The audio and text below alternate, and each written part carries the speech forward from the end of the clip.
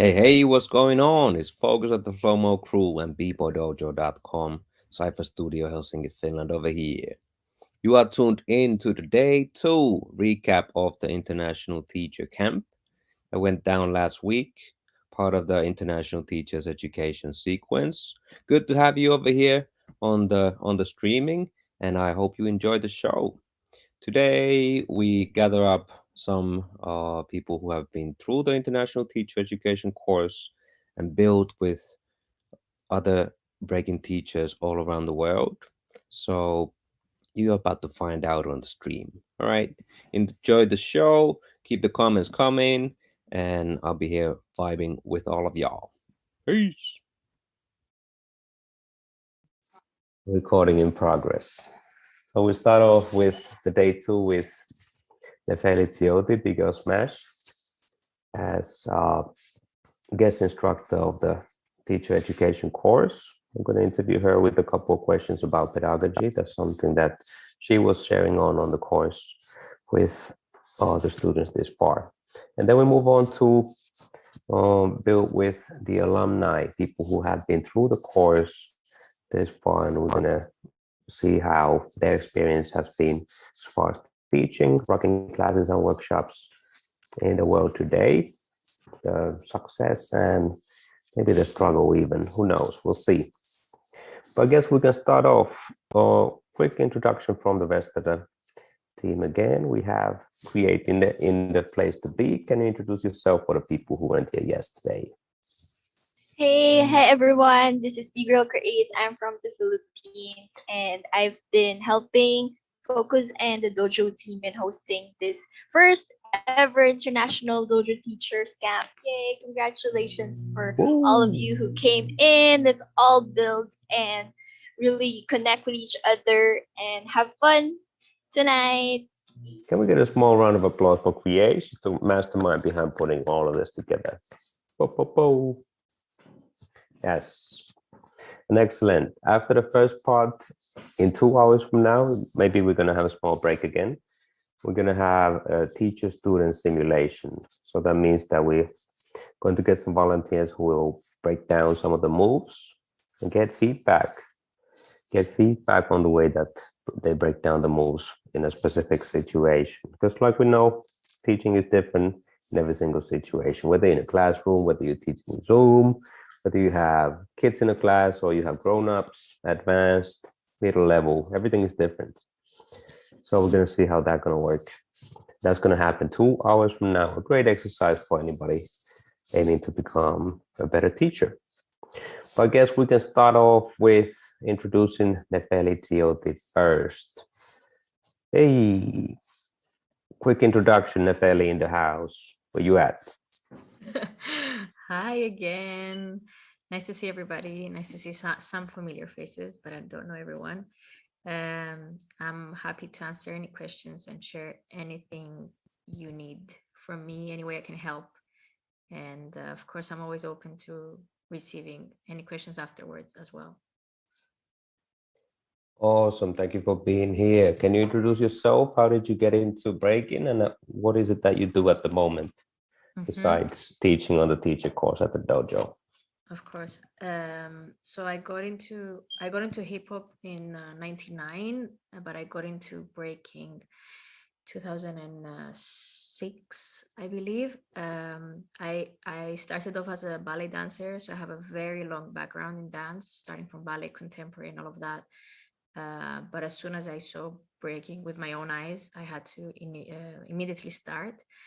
Unfortunately, I didn't have the breaking career somebody would expect to have, so I got injured very fast throughout my breaking journey. I had a very big surgery really quickly in my journey, which completely changed how I see breaking and how my body also feels, and what my body capabilities are. Basically, this is why I'm doing what I'm doing the last 9 years, because my perspective has changed because of my own personal experience. So I've become, like, after a dance career that I've become a physical therapist, sports massage therapist. I specialize on hip hop dance science, so investigating injuries on specifically on breakers. We're slowly opening it to other hip hop styles as well. So I'm really interested on bringing injury prevention as much as possible in the styles, because I think it's something that we still need. Like there's a lot to cover. There's a lot to still research, and it's very important to filter the information that we bring in this field. It's very important to hear the people that investigate this in the right way, and not just take information from sources that are not reliable. So this is just my 2 cents that I always try to say to everybody: filter your sources, and this goes to everything, of course. Of course. Let's ask a quick survey over here. How many of you guys have been injured because of breaking? Raise your hands. Oh, okay. So there's a lot of work to be done. I see. Can you explain more about the Project Break line? What is it? You kind of touched what you do already, but how do you do it? What is the project like? Is it physical, online? How does everything work? So I founded Project Break in 2013 after my desperation of not finding the answers that I needed for the injuries that I kept having, basically. So I put together a team of specialists. We have doctors, physios, sports sciences, sport coaches. We have many different medical and health disciplines, but they're all breakers, or at least some other dance style. Our main aim is to do research and source information from the research to educate the community. So all the information that we bring out is evidence-based. Basically, it's not just something that came in my head. So we try to do that as much as possible. We are preparing some online courses as well, following Focus's steps very soon. Hopefully we'll be collaborating with Dojo as well. We'll talk about that. We will also have, hopefully next year, some physical courses like certified by Break a Line, which will aim for strengthening conditioning, aiming for injury prevention. But we're here to support the community. So we're here to support scientists who are B-boys and B-girls, help them in their journey. They can also join Break a Line. We're very open to broadening always the team of Break a Line. So I'm always here to talk to anybody who needs help in their careers or wants to contribute as well. All right, bunch of research, fact-based results. Do you think breaking can be taught safe? And how is it possible to be done? Small question to begin with. No. Done. All right, see you guys on Monday. Thank you. Breaking is one of the most limitless movement disciplines that exist. So putting it into boxes and restricting it means that you're kind of taking it out of its its normal state, which is not what we want to do. We don't want to do that. So we're aiming to basically reduce the risk of injuries as much as possible. We can never promise 100% prevention of injuries. However, also through my experience, and I'm a victim, let's say, of some syndromes that I have, like in my body, and like movement is really difficult for me. But I've managed with like a very good knowledge of the principles of prevention of injuries, really minimizing anything that, like any new injuries occurring in my body. So I'm a very big believer that good knowledge, good education and understanding, and embedding this knowledge in your own body, because it's about understanding your own body as well. I think you have a very high chance of preventing as much as possible injuries. Depends on your level, of course, depends on what you're doing as well. Any examples from previous project of success about teaching injury prevention and how it has helped people? Yeah, well, I still, like, Project Break still receives messages from previous students from camps and other places that we've taught, and they've kept some tips about warm-ups or cool downs or specific exercises that help them prepare their body for the windmill, for example. we in the way that we teach as break a line, we say if you want to achieve the windmill, don't try the windmill. Try the conditioning for the windmill first. Make sure your body's ready for that, and then start going for it. So this is kind of the mindset that we're following. We're not teaching breaking, but we're teaching the prep part for the moves that cause different damages on the body, basically. So we're not removing the style, we're not removing the aesthetics from the style. We're just adding some ways to protect as much as possible. Yeah, and that's something that people have always been asking me from as well. Like, what are the things that prepare you for something like a flare or a windmill? So I guess it's something that's definitely needed, and like the secret sauce of getting there. Yeah, so exactly what you're saying. First, you have like the prep of the physical side of the body, and then you have the prep as far as the pedagogy. So how do you actually teach it? How do you learn the movement? So it's two different things, but they can also go together, and that's even more successful for the move. Yes, indeed. All right, so let's explain some typical words in the title of today. What is pedagogy? How would you break it down, and how should breaking teachers address different learners, for example, in a class? So pedagogy, this difficult word, comes from ancient Greek, of course. That's why it's difficult. It basically means how do I pass on education in a way? So how do I teach, essentially, like the easy way of saying it. Um, it what's important about pedagogy is that it's defined by structures, methodologies, and it's not just random thoughts. There's actually a process that you follow. And I think especially like you and now your students, like in the dojo, I think they're discovering that teaching is not maybe what they thought. They see that there's actually many methods they can follow to improve how they're actually transferring information. It's all about how to transfer information. And when it comes to breaking, because it's a movement discipline, I also speak in the lecture about this. It's about the types of learners. So how do people learn? Are they kinesthetic learners?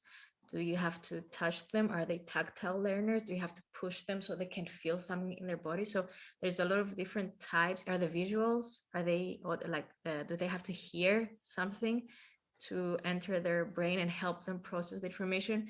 It's all about how each person processes the information. So the more all-rounded the information that you pass on to the students are, the more chances you have, like all those 20 people who are different individuals can take something from what you're giving them. That's why it's important to not only understand yourself as a student, but also know that maybe somebody else out there is learning in a different way than you, and you have to touch upon that as well to be a successful teacher. Yeah, that was one of the key insights that I got working with you on the course, was that you can be the English teacher at your own opinion, but if you don't really like transform that message to the people who are listening to you or are taking part of the class, nobody's going to learn anything. Yeah. So it's about adjusting the message to the situation and the people that you work with.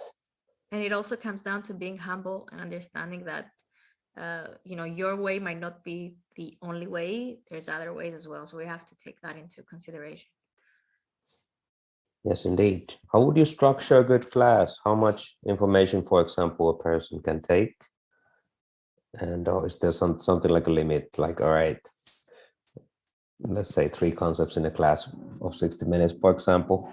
Is there any idea about this? Mm-hmm. Yeah, it's been said, like within research, that no more than like 2-3 pieces of new information.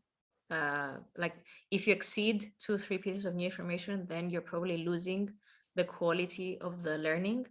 So if we take it into moves, I would say no more than 3 new like movement, little patterns or routines.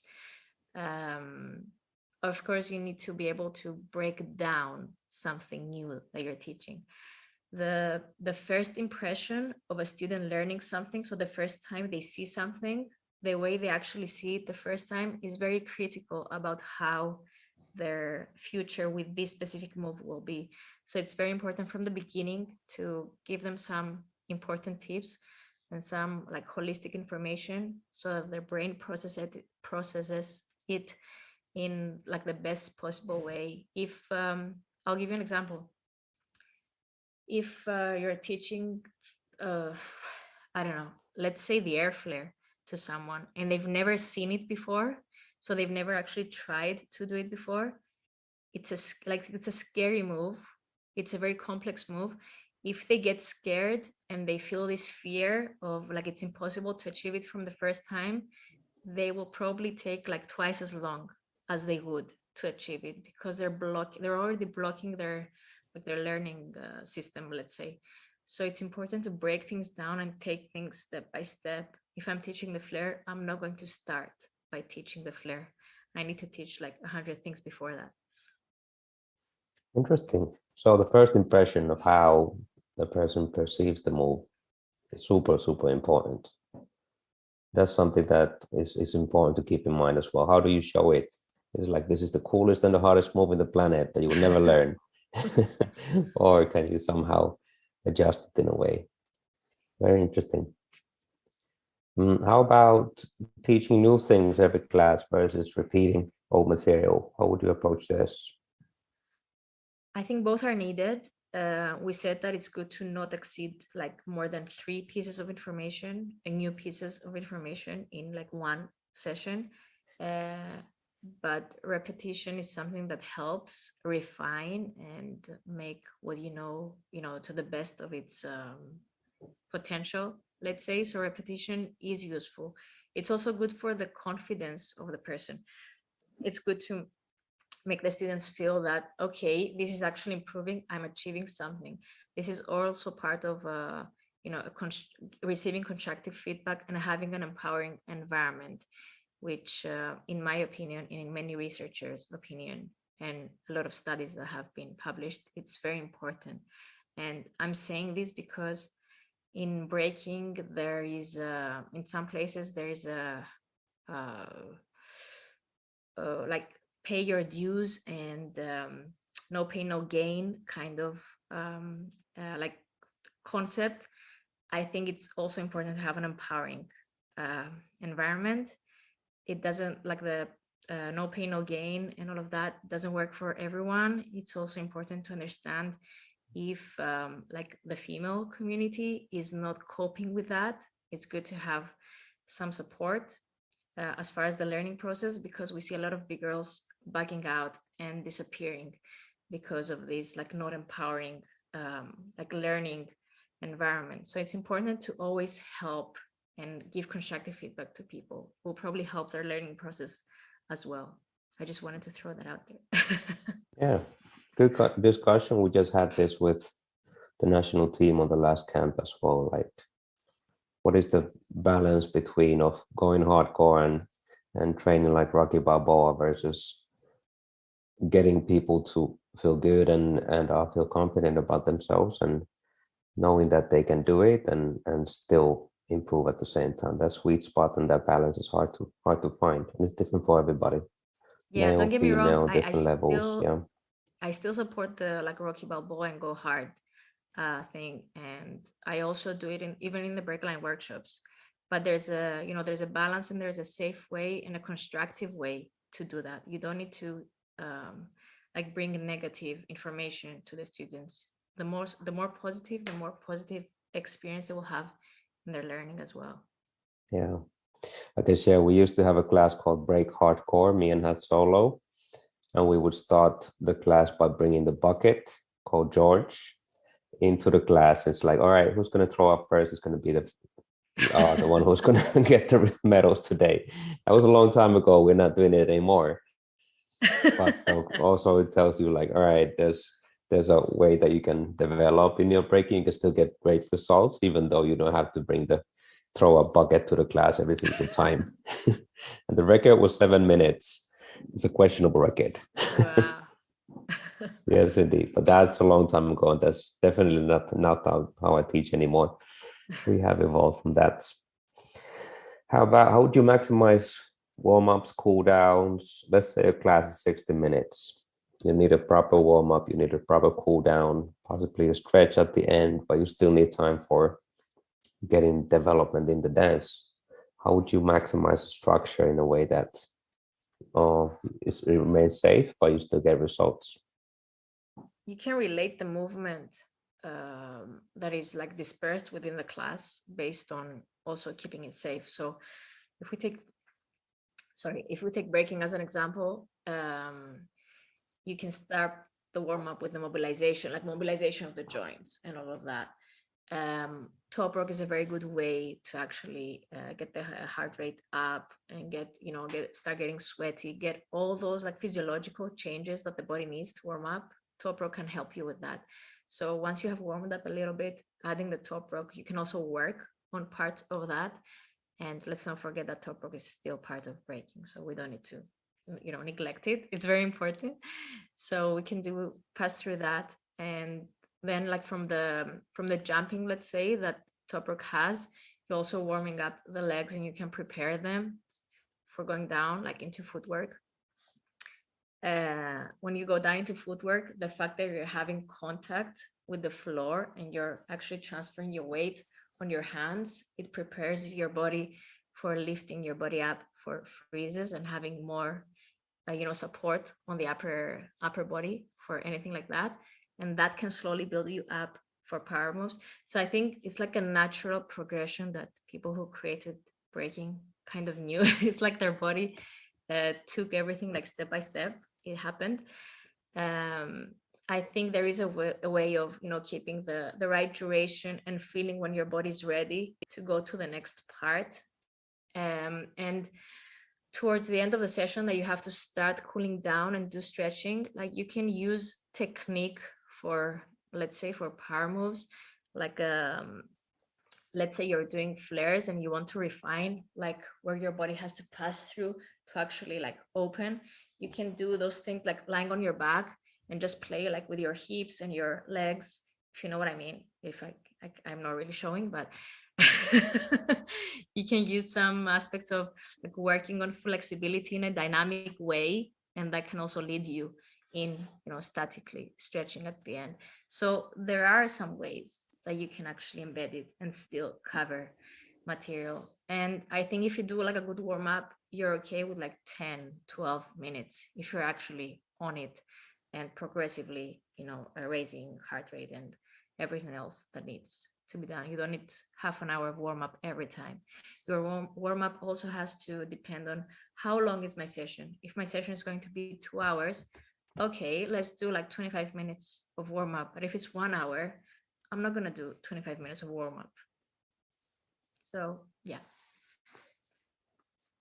Yes, indeed. That's pretty much all the questions I had for you today. Do we have any questions from the audience for Nefeli? You can drop it in the chat or open your mic if you want. Meanwhile, I have one, but I don't know if it's just for Nefeli or for you too. Would you tell a student, like if it's a kid, as hello to everyone, would you tell him that you got injured in the breaking? Like, you just had a new injury, you have kids in the class and they see you have an injury. Do you tell them I did this by breaking or not? Can I answer? That's psychologically, of course. Yeah, please.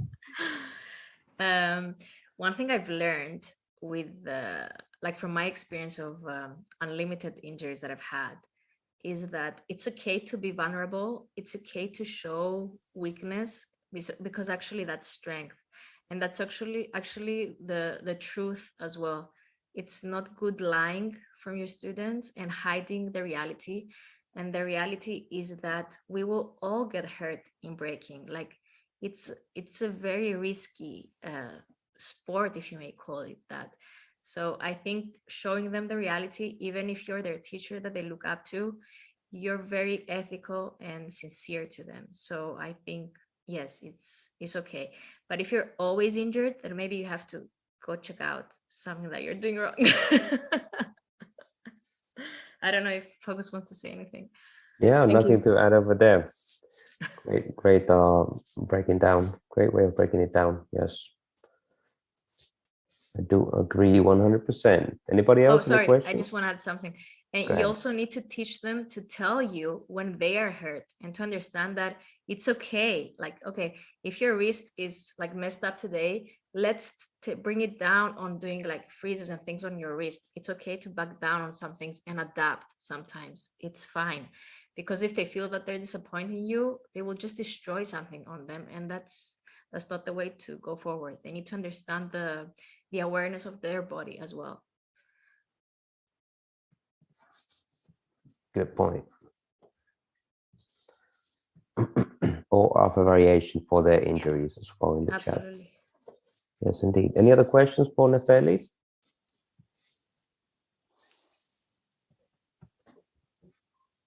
Yeah, what Jursky says is correct as well. Yeah, absolutely. All right, and for Project Breakerline, how do we find more about it? And after that, we get the mic to Kyle. How do you find more about Project Breakerline?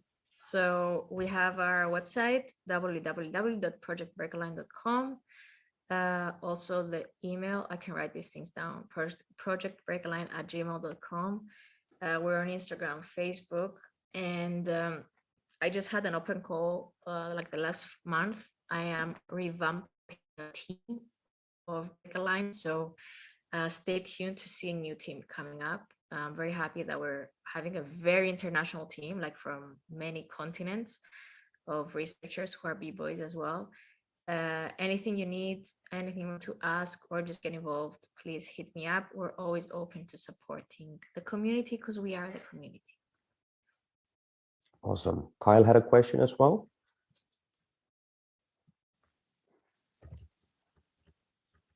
Yeah. Go ahead. Also, to add on to what she was just saying, to we are a community. I've decided, if I'm able to like, I talked to Dizzy last night. And he also, like, I didn't expect him to send me a video message on how to join the Breaking Sneaker Club. Like, he gave me an example of what to do in the video to that I'm going to be recording. But I did try like focus that you know, like for like opening up the bottoms of the feet, because when wearing socks,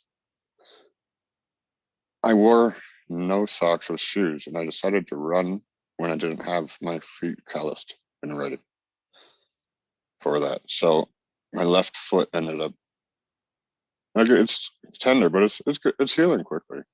Surprisingly, I wasn't expecting that though. But I am born with a defect in my left thumb, right thumb. I can, because this muscle isn't built up. Is it possible to build it up? Is what I was wondering. Is this something that you've always had on your? Yes. Yeah. My father, on my father's side of the family, my grandfather had it, or uncle. Has any doctor given you a name for this? No, it was hereditary. Okay, I would suggest, I just wrote my email. I would suggest send me an email, and I just need more information, and maybe I won't take the time now from the session. So send me an email and I'll ask for any information that I need, and I'll try to help you and use our other specialists as well to help. Yeah. Okay? Okay, thank you. Yeah, but email me, yeah? We'll Yeah. do the best we can. Yeah. Awesome. Do you still have the injury checkup service that you used to have before? Yeah, we have the free injury advice service, so we can help you with that. You just email us and we send you a template, you fill it in, and we try to help you as much as possible so that you don't use specialists if you cannot afford or there's nobody around in your area and all of that. Okay. Excellent. And I just wanted to mention that, you know how you give it's a give and take, not just take for this culture. I decided to, I didn't know it was called emotional intelligence when I put myself in other people's shoes of everybody. But I also didn't know, like, I watched something that LNS said in his TikTok. For spiritual hygiene, I didn't know there was such thing as that. Giving too many people access to you is bad spiritual hygiene, is what he mentioned. It was a quote, though, from someone. We're handling it, though.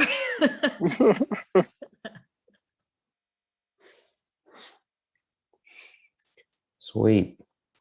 All right. Well, I guess that's pretty much all the questions. Thank you, Nefeli, for your time. Really inspiring stuff.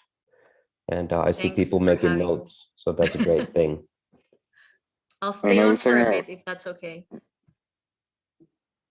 Another thing I wanted to add, I asked Dizzy if, like, I wanted to join his crew in Toronto. So I decided I wanted to earn going into the crew the old-fashioned way by battling his whole crew.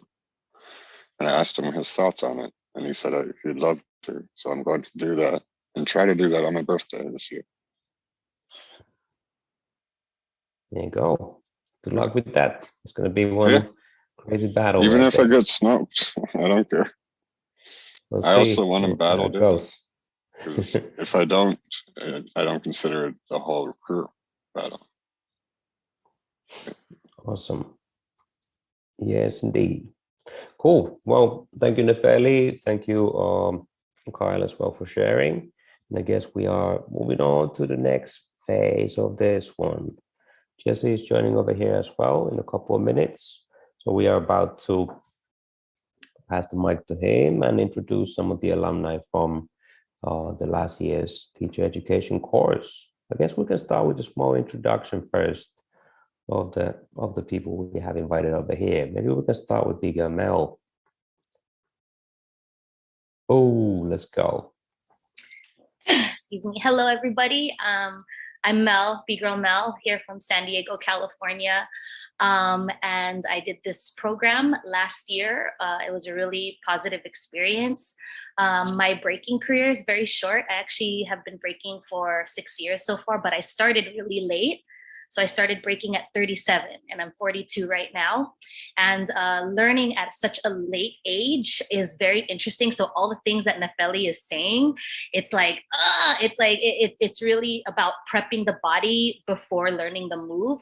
I completely agree. So if you're teaching adults, that to me is the smartest and most effective route to take, is to not just throw the move, but get adults to understand that there's things we need to be aware of our body to prep it ourselves in order to get that move.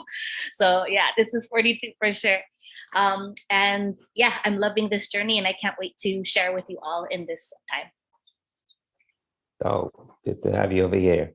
Moving on to Dora. Speaker Dora, your turn next. Yes, hello everybody.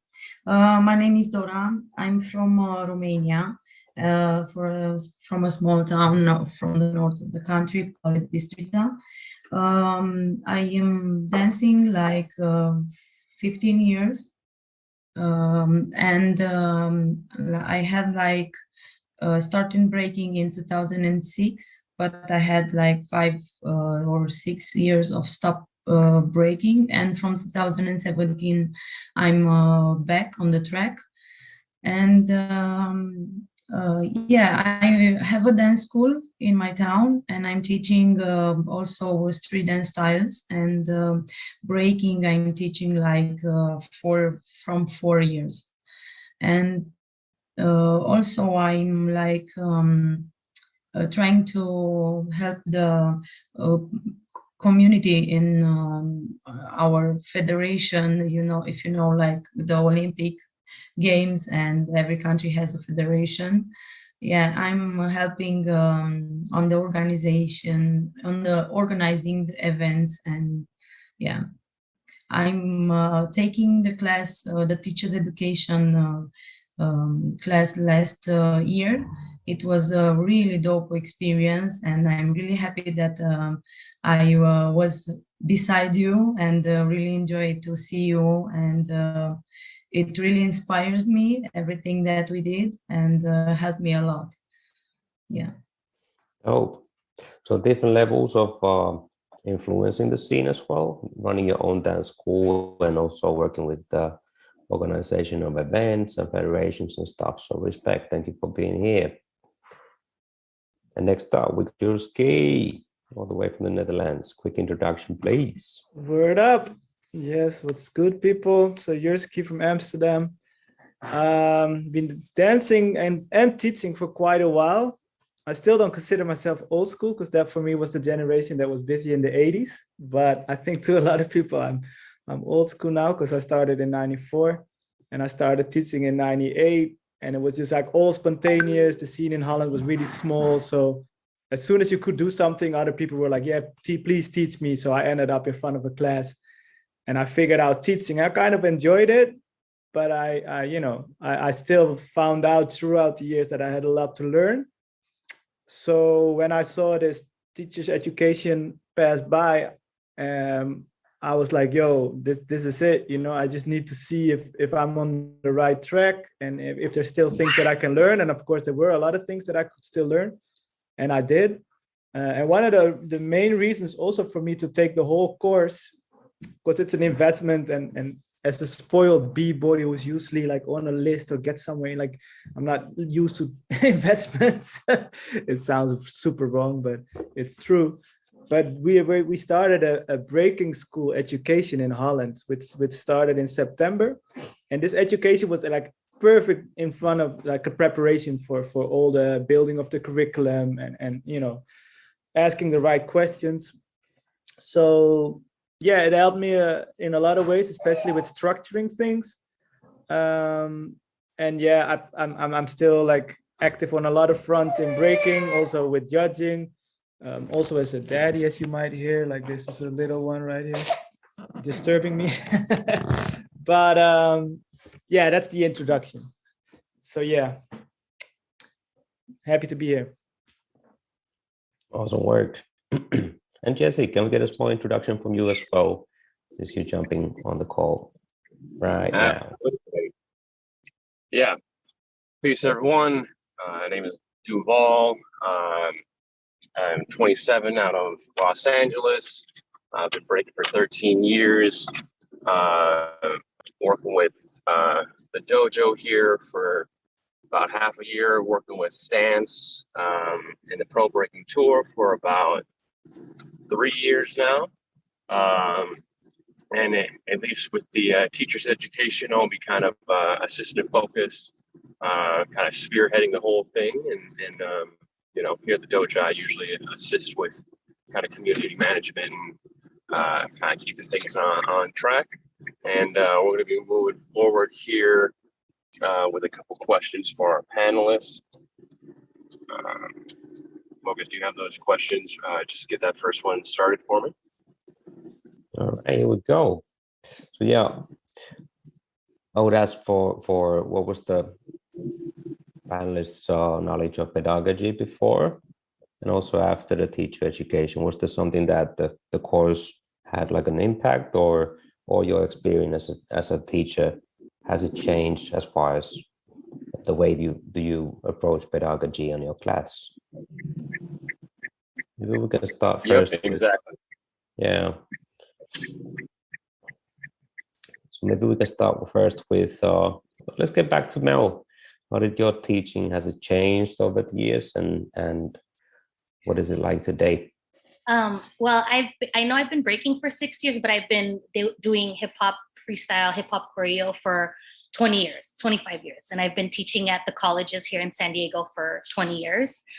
And the Dojo, what I'm learning in this program is just different ways that people teach breaking. and different approaches of what works with kids. My only experience is working with adults, beginners. And so that's what I was able to bring to the table, but I was learning on how to work with kids because that's what I'm not experienced on yet. But I think the most valuable thing I got out of this program is the connection and community. So after the program was over, I stayed in connection with a lot of the people, and I'm able to learn what their community is like and how they're lifting up their community. So my encouragement to you all is to connect with people who are in your program now, because you'll be able to just get more out of it after the program is over. Was this something that you learned from the hip hop choreography side from the earlier years that you applied to your teaching of breaking today? Yes. What they don't care how much you know until they know how much you care. So being a teacher is not about what you know and how good you are at it. It's the impact you make after they leave the class. Do they feel successful? Do they feel that they accomplished something? Do they feel that they're a better version of themselves after they leave your class? And that's going to be the retention. So if you help them feel a certain way, that they love the culture, respect the culture, and learn something new, they're going to come back. But if they feel discouraged, it's what Nefeli said, creating a safe and positive environment, that's like half of it. And if you're a people person, that's another, like, they don't care. It doesn't matter how dope you are. It's what are you going to help create for your community and for the people who want to learn from you. Beautiful. Great. How about Dora? How about your teaching at the moment, and also how has it changed in the past? Was there something that you learned from pedagogy that has changed the way that you teach? Another thing that Nefeli pointed out, or I think Jersky too, it's the Sergeant Slaughter tough love approach. That's something that I learned in, and I was drilled in fear to learn, but based on fear. But it's a very different generation of who is taking class now or who is learning, that they thrive based on positive spaces and positive impact. So if you're gonna, create a Sergeant Slaughter approach, you're only gonna impact a very small community. But if you create a positive and safe approach, your retention of the students and your impact is gonna be in masses. So it's different because we come from a Sergeant Slaughter tough love approach, Rocky Balboa approach, but we're impacting. We're creating a different approach. So it's like we have to learn a different way to teach to keep the culture going. Great, thank you. Mm-hmm. All right, Dora, let's ask you next. How has your understanding of pedagogy changed over the years of teaching? How has it been in the past, and how is it now after working with the course and working with the scene for years? First, in the past, for me, it was like, I don't know, something really natural, because I was starting with friends of mine, and we were dancing like together. We are trying to create things together, and we collaborate more. And it was I never heard about pedagogy at the beginning. I never knew what this is. And after a couple of years, after I was going to the University of Sports, also I did the University of Sports, what I found out about the pedagogy and how it should be to teach in a class the kids. And for me, it was like finding the missing parts that I had on my teaching methods. And also, I'm working with the kids like over 15 years, but it was really natural. I never was thinking about how should I do it, or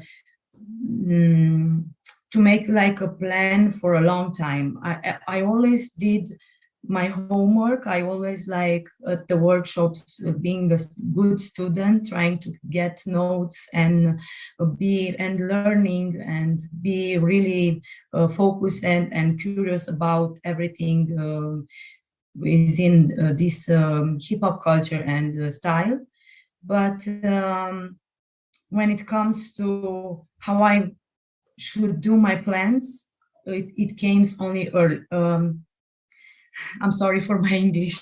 It came only a few years later. So for me, I think the university helped me, and also the teacher's education, because I found out that I had to make a plan not only for one class, because at the beginning I was doing, okay, what I will do at this class, but after I find things that I had to do plans for more, like they had to achieve something in more time, if you know what I mean. Yeah. Mm-hmm. Yes, indeed. So what you learned in the university as well has helped you to break down things in a breaking class situation too. That's inspiring. Jules Key, maybe we can check with you as well. You come a long way, well, ever since from '94 until today. And how does your teaching change from back in the days to when you started teaching first times compared to what you do today? Well, it almost, I wouldn't say it changed 180, but it feels like I made a 180 turn, in the sense, I mean, what didn't change is my love for breaking. But I to be really honest, when I started, because I was so used to the each one teach one structure, which I already knew from skateboarding, like you just pick it up by watching people and hanging around the people that do it. So when I started teaching, I was like, yo, these people are a different breed, because they didn't find it themselves. Like, what's wrong with you? You know, so, and then I took it super simple, like, oh, I'm just here to teach you what I can do. You know, I just posted that in the little clip yesterday. Like, I taught them the results in a way. So I'm like, okay, these are the moves I can do. So now I teach you the moves. And it took me a long time to find out that didn't create the breakers that I can relate to as being the same, because they were just waiting for instructions. And even when the music was on, they didn't react, they didn't click. They weren't searching, they were just waiting to be fed, you know? And so also what Nefeli just said about not putting too much information in your class, I was giving them an overload all the time, which didn't work, it didn't give results. And I got students that were at one point like tired of repeating something, because like they were like, yeah, you already told us. But I'm like, yeah, I told you, but you still cannot do it, right? So slowly I started understanding the difference between them knowing the information and actually mastering it. So what really helped me after all those years, when I did the course, is that at one point we had to make rules that apply in the class, which was a dope assignment, because, you know, I'm not really a rule type of guy to give people rules.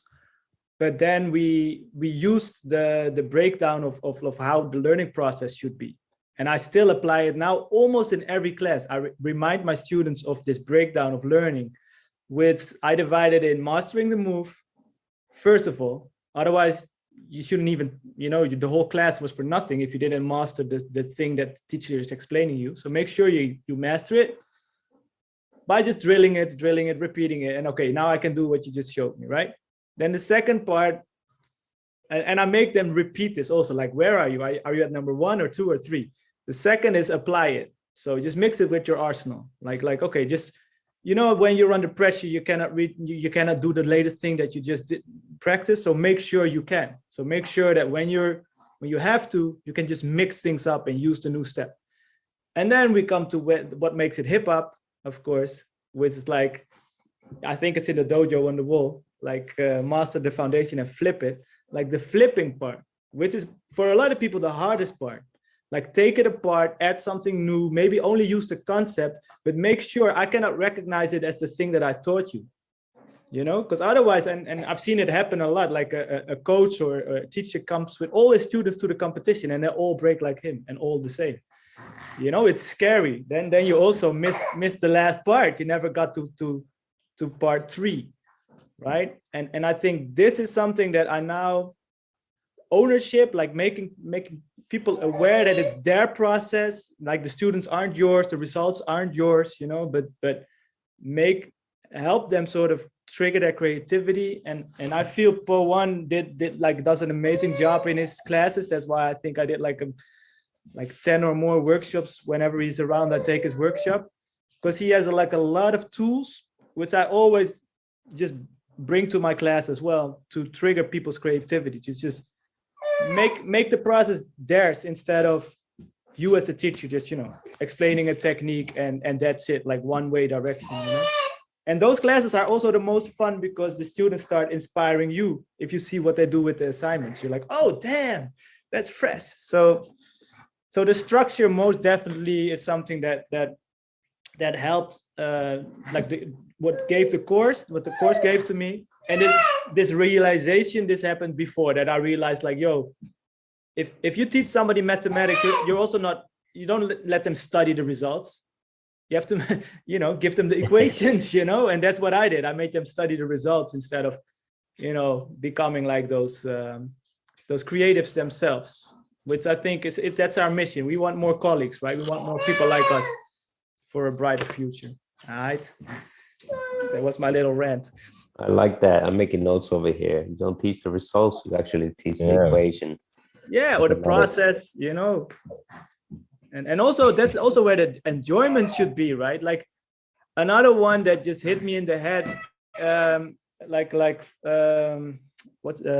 Fabio gave it to me. He got it from promo from Sweet Technique. He said, like, our experience of time, right? I get a little bit philosophical here, but he said, when we train, we're focused on the future.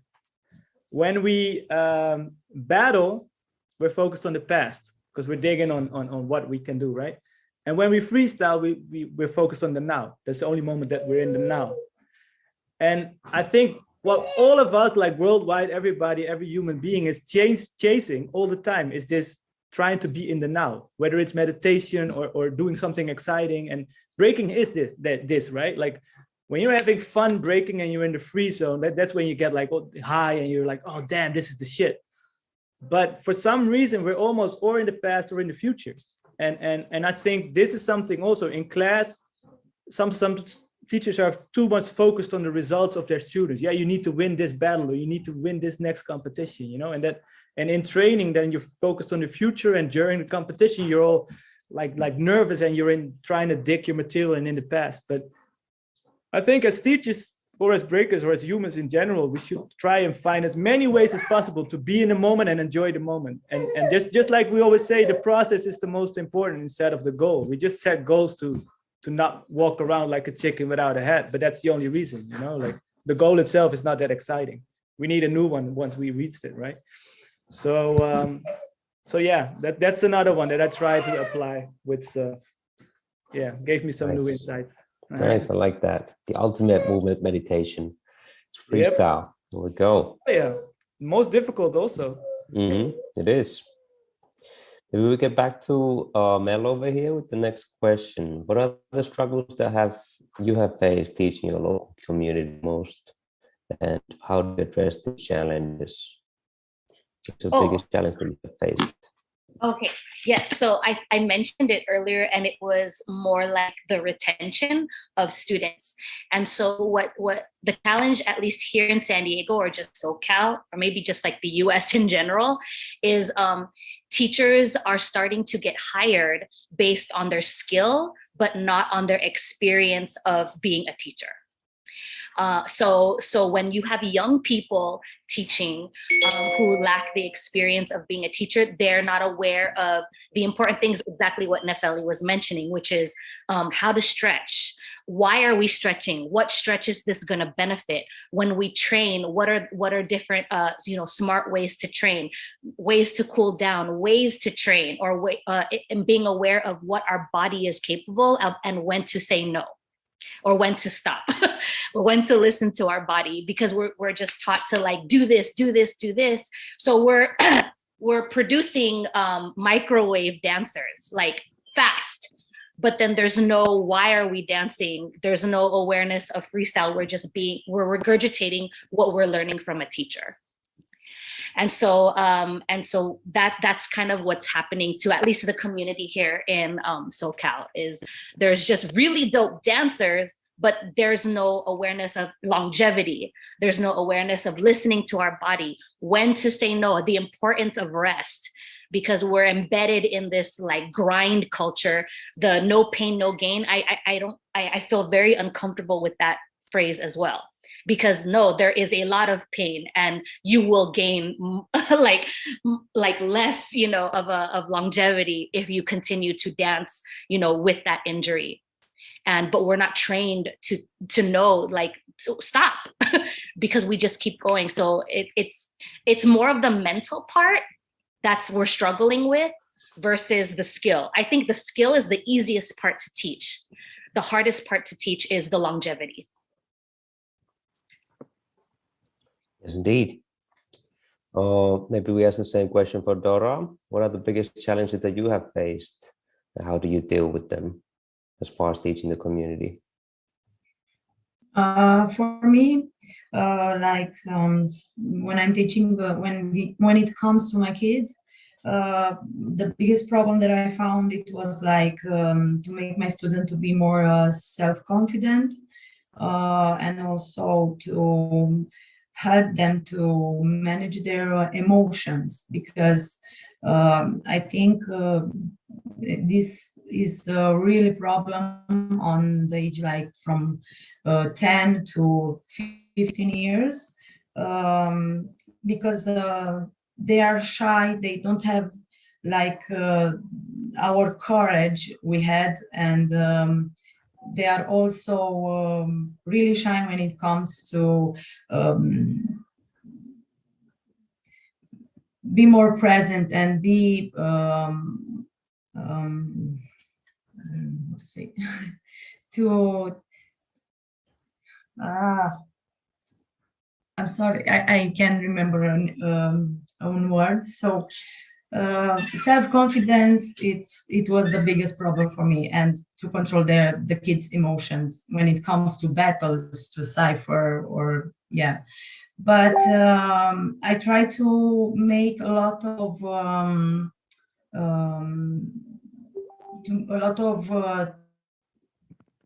things, like working together. I started to work in also small ciphers, not the biggest one. I started like from the bottom, and yeah, I try to also make positive relationship between them, and it helps. But yeah, I also have a long way to go. So yes, this was the first. And the second, I think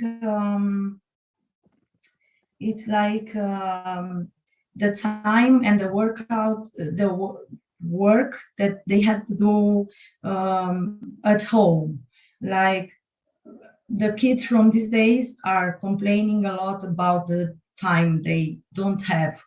Like they are at the school, they have a lot of homeworks. They are also doing like a lot of other sports, let's say. From my kids also, they are doing a lot of, I don't know, music also. I'm doing the football also. And they are like having a really full schedule. So when it comes to do their homeworks, they are really tired. And also their parents are telling me like, I'm sorry, we couldn't train no more because they don't have time. They are having a lot of homeworks, a lot of things, and this is a problem also. So this I can't find how to solve it, but yeah, I think it's the next one on the list. Yeah, and like you said, teaching self-confidence is a big challenge, and it's not an easy thing to do. But I guess that's something you gain from winning your own fears and learning something that you thought is difficult. And those are the small wins that actually boost your self-confidence in the long run. Maybe we'll check from Jersey as well. What are the struggles that you have faced with teaching your local community, and how do you address those challenges? Let me see. Like I can relate to a lot of the struggles of Dora when it comes to that age group. Because since I already said I'm not really the type of teacher that comes with rules and being strict and authoritarian, I really try and teach from joy. So when kids are in puberty, it gets hard for me, you know, because they can get super rowdy and there is all these emotions, and they can also get pretty mean towards each other during battles. So this is just something where I'm dealing with a lot from time to time. Like how do I, you know, calm them down, get them back to focus on breaking, and you know, it's just, I think, but this is just the hardship of every teacher, you know, trying to stay in control of the group and trying to, you know, have them work in a way, you know. But in general, yeah, my biggest challenge was like, how do you transfer passion? Like, how do you get them like hungry and fall in love with breaking, which has so many levels where you can focus on. And one of the tricks that worked for me was, like, for instance, doing a competition in class and changing the parameters, how do you call it, like what is being judged on. So for instance, I had this one kid who was like looked upon as like one of the like weaker kids because like he didn't have a lot of big moves. But then I had like everybody would win the battle if their musicality was better, and he won every single battle. And the whole class started noticing, like, this guy hears everything sound and he can show it. And so after I did this in class, like every class he came in, when there was music playing, he started rocking. So he got like a lot of confidence out of that, because he now all of a sudden he was the music guy. And everybody was like, oh, snap, you know, we can learn something from you on that aspect, which I think is something that we should do more often. Like, which helps me now a lot is like I did this certification for the Trivium, and I think it's pretty genius because they divide breaking in 3 domains: mind, body, soul, right? So like Dora said, the physical aspect, the body, is pretty easy in a way. You just give drills on how to condition your body physically. The mind is something that, you know, is already harder, because then you need to break down concepts and you got to give ideas and you have to make their mind work, you know, to make them creative. But the soul is a tricky one. Like, how do you train your soul, right? And for us, it was maybe more easy going to clubs and, you know, being in dark places with loud music, and you start feeling a lot of stuff. But we're now teaching kids that are 6. You know, they won't see a club until they're like 18. So how do you do that? You know, and trying to find different, like creating different environments to touch on all these fields, I think it's super challenging and interesting, and also for you yourself as a teacher to just change your ways, because that's the thing I need to admit. Like I am stuck in certain ways. Like when we just touched with Nefeli on warming up, I have like a standard sort of warming up that I keep doing every single class. But when I was listening, I was like, yo, that doesn't make sense, because I'm not doing the same thing in class every time. Why don't I apply a certain warm up for a certain move? That would make way more sense. So I think that's another hard thing after you teach for a long time, that you have certain ways that are just, you know, you fall back on, like your stutter moves almost when it comes to teaching. So yeah, just trying to stay fresh yourself as a teacher and have an open mind. And another thing is playfulness, like always stay in touch with playfulness, because I think that's the essence also in a way of breaking, which makes it creative and which keeps it fun for people at an old age like us. Like, all right, well, old age, 44, but you know, I think it's the most triggering thing when you see breaking, like the playfulness. That's what gets everybody like happy and they can relate to it, you know. So just never lose track of this within your class and within whatever you're doing, you know, because it ain't that serious, and it's just dope that we challenge people to express themselves and to find whatever they can do physically, you know. That's the dopest thing. So it shouldn't all be that serious, but you know, that's just me. I like that. How do you teach soul to someone who's 6, who's never been to a club and won't be Right. for another 12 years? Yes, indeed. Or do you teach it, or is it something that comes? Yeah, some have it Interesting. also without Yeah, being taught. absolutely. All right. Coming back to Mel, how would your pedagogy change from a one-on-one lesson if you teach just one person versus a class of 10 or even 20? How do you change your approach into that situation? How do you change your teaching according to the moment? I'm used to teaching big groups, so that's easier for me. And I just sort of read the room, and based on what they do, then that's how I move forward with the lesson. So if I'm teaching a master class, I'll do some basic type of groove warm up. And this is again me teaching more upright dances versus breaking, but I think you can apply it to breaking too. Just teach them more of the basic stuff and see what the majority of the room is doing, and then go from there.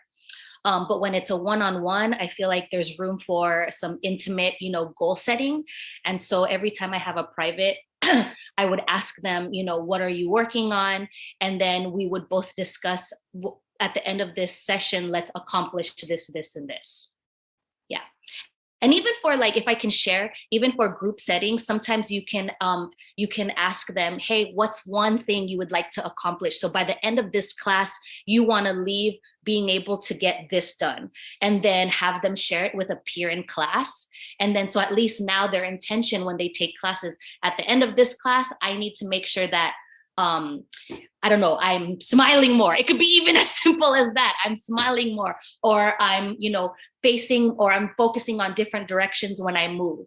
So that's kind of those are different ways that I conduct class in terms of goal setting for one-on-one versus a large group.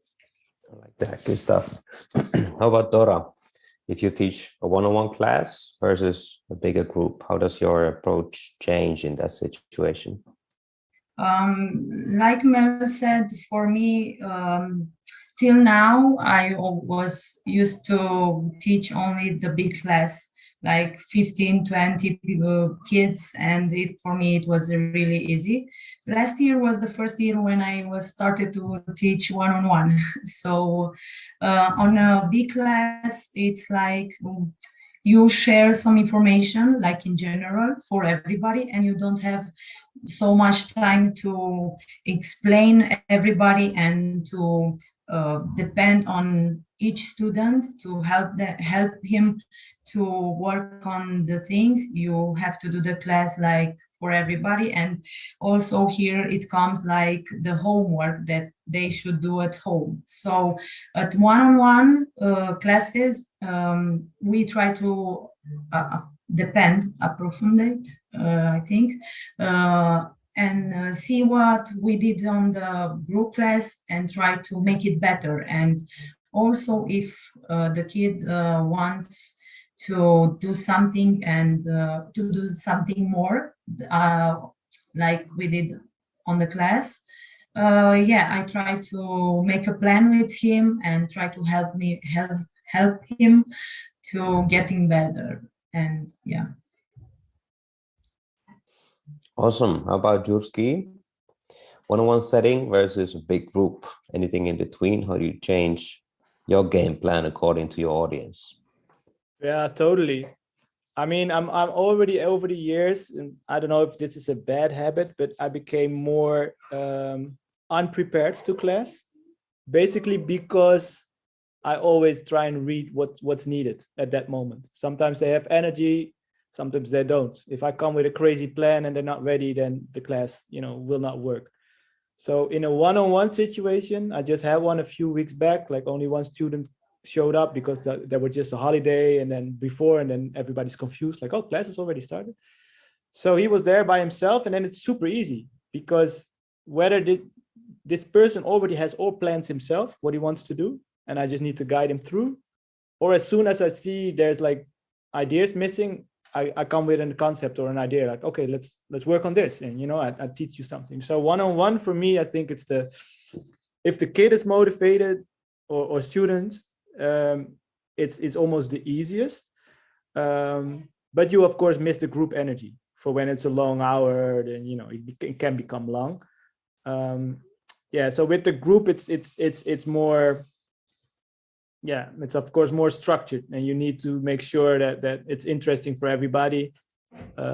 One way which can help, which was also talked about in the education, was pairing people up. So if you have like a big difference in level, that you get like the people for who it's easy to become mentors of the people that still need to learn like radio at the basic level. Because I think that's another frustration for a lot of breaking teachers. It's very hard to get classes divided into levels, because usually our classes aren't as full as let's say with a choreo class. So and especially if you have this open structure where new students can always join, then like you sometimes have the whole class go, oh snap, there we go again, now he needs to learn the top rock and the sixth step, and so this is a challenge as well. But yeah, it's a tricky one in a way, because I'm really the type of teacher that tries to all the time be sensitive to what they need. And with especially with kids, sometimes they're very hard to read, and when they're tired, it's even worse. So yeah. Maybe Julian, can you share on the door handle pedagogy, the Finnish expression you wrote there over there? And also you as an alumni of the course, maybe you can also explain how has your approach into teaching changed within, let's say, the last years. Yeah, there's a term called door handle pedagogy, translated to English, which is when you open the door, then you decide what you do in the class, when you feel the temperature of the room. It has a negative and positive connotation, and some people say it's like when you don't prepare and then just walk in and then you do what you feel. But I also feel, especially the way I've been teaching, and this is something that actually has changed a lot, is that I do have a theme in mind, and then I have a plethora of ways that I might be able to teach it, or I might want to teach it. But then I don't decide until I feel the energy of the class, which way I actually go. And I think that's one of the things that has changed a lot over the past year or two. Also because I've been teaching a bit narrower. So for the past few years, I was teaching less, working with other things in the arts. So I only had specific classes, and many of them were advanced level classes. So I wasn't teaching much of beginner level classes. And then now in the last year, I've been teaching much more, but then teaching in universities and on that level. So my teaching has become a bit more narrow, but it also gives me the opportunity to be more specific. And I have become very specific with planning the themes and the progression of my classes, that what I'm doing now and what I want to do next month, and thinking of it that way. And that's something that I got a bit more specific about during the course, like making those long-term plans and actually thinking about how they link up to each other. And that actually makes it much easier, because when you know what you want to do a month from now, then the specific thing in this class doesn't really matter, because you have the longer aim. So if I feel today that, okay, today they can't take in choreography, we're going to do freestyle, or today they're too tired to concentrate on freestyle, we're going to work with simple choreography concepts or something like that. So then you can play around with other things, knowing what the end goal is.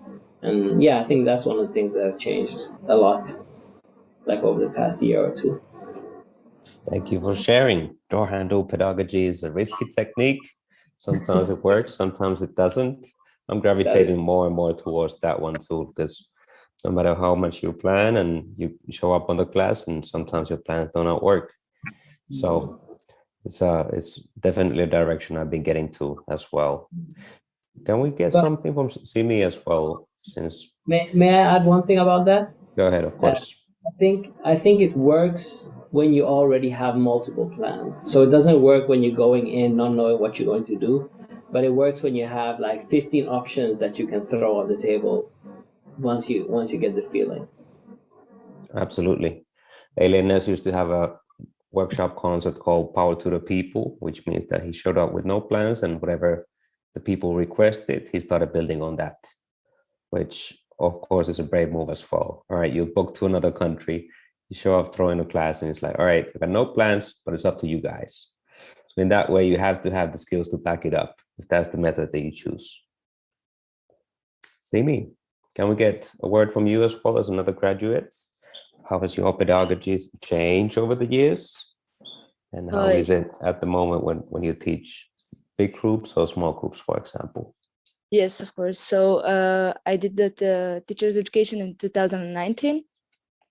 Since then, I've come a long way. So I started teaching more and more classes and teaching more, and got involved in creating a small community of classes, so to say. So it's a community of breakers, but of course, people that also teach and try to grow our community, and we try to work together. And the first thing that helped me in the teacher's education was putting my thoughts together. So I had so many thoughts, and mostly about pedagogy. So I'm an IT girl. I've never taught to kids, and since I started, so until I started teaching breaking, I was afraid of kids.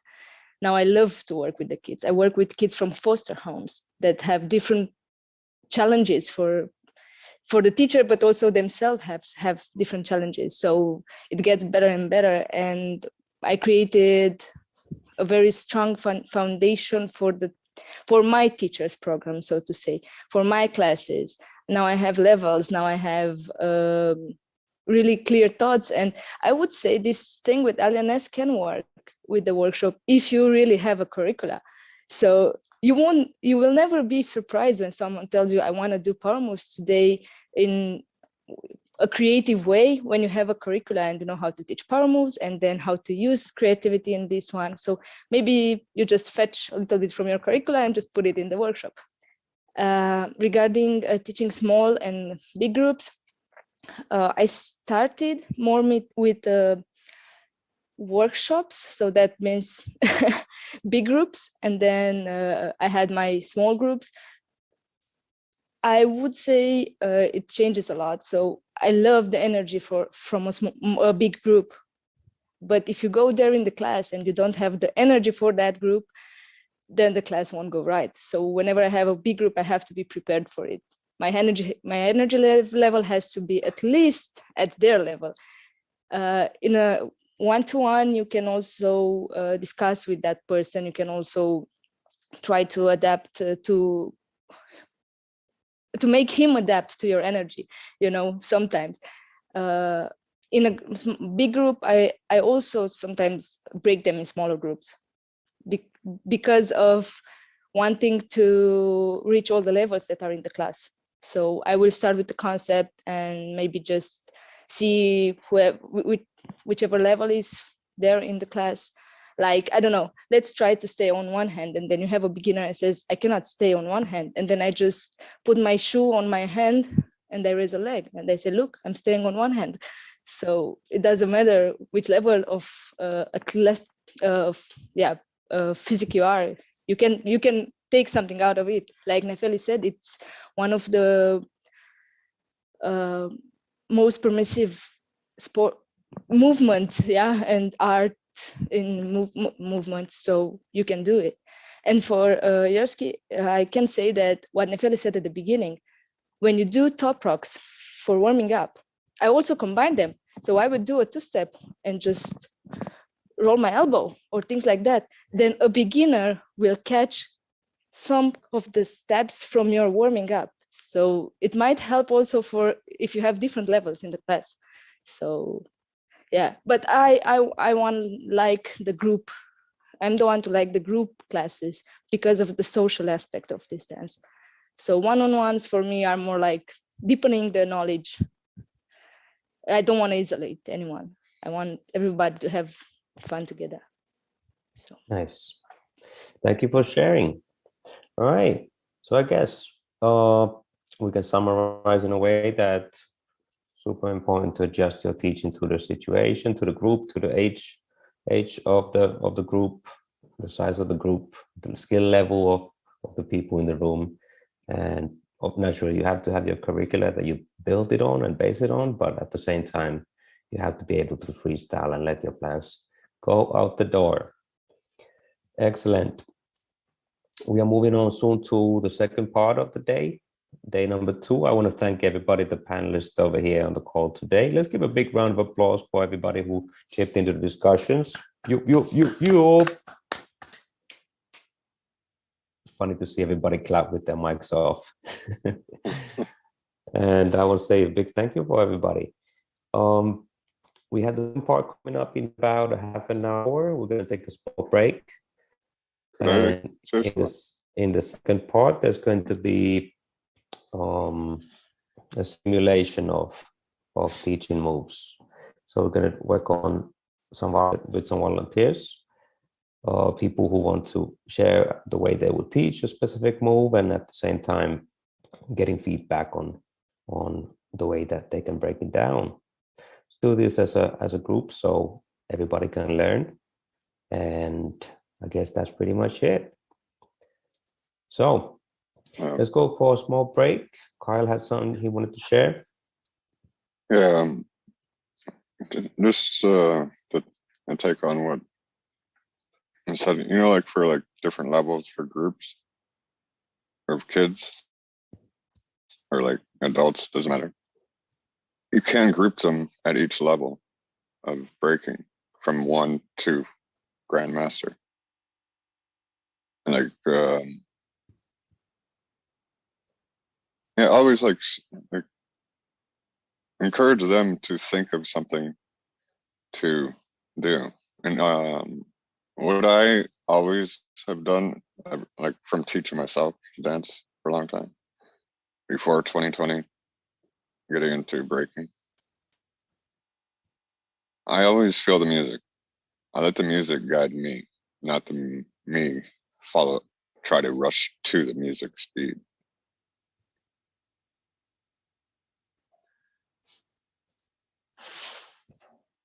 It's also good to, like you've mentioned in your sample of the videos before the camp, to add the history behind each move.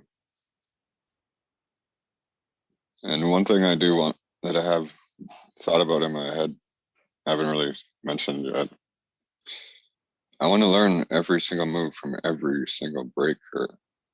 If you don't know how to use your hips, dance, whatever, I can teach that. I know how.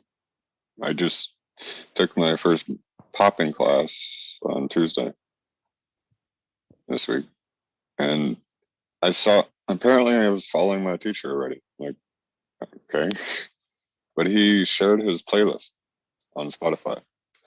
I was listening to the music, and I just started, like, as soon as I saw him, like, in person, like, cypher after the class, as soon as, like, I just started going all out, like, how I move, but he said, keep it popping. So, like, obviously you follow the music. And then I've never been called the man with no bones before. Because I made sure my flexibility stayed with me since I was a kid, so I kept turning my foot. And like how when you in ballet, you can like completely full turn sideways of the ankle. Also, I also balance on one, like I keep more weight on one foot. That way, when you're bending your ankle right, when you're turning it inwards, that way it's not as much pressure, so it doesn't hurt. So you could stretch the ankle that way. I've been doing that for a long time. Even like doing like this. It's the same thing for like boxers and stuff. They have to do this. They do this beside their hand, when they have their arms hanging. And when I dance, I do mix in martial arts. My interest is capoeira, Jackie Chan's Drunken Fist, and Ip Man, and Bruce Lee. There you go, Kyle. Thank you for sharing. Good stuff. Yeah. I also want to go to China and go to a martial arts monastery, or at least a dojo there for martial arts, even if it's a bunch of like adults or kids or whatever. I'd like to know how to use my third eye properly. I don't know how. For the longest time, I've always struggled with that.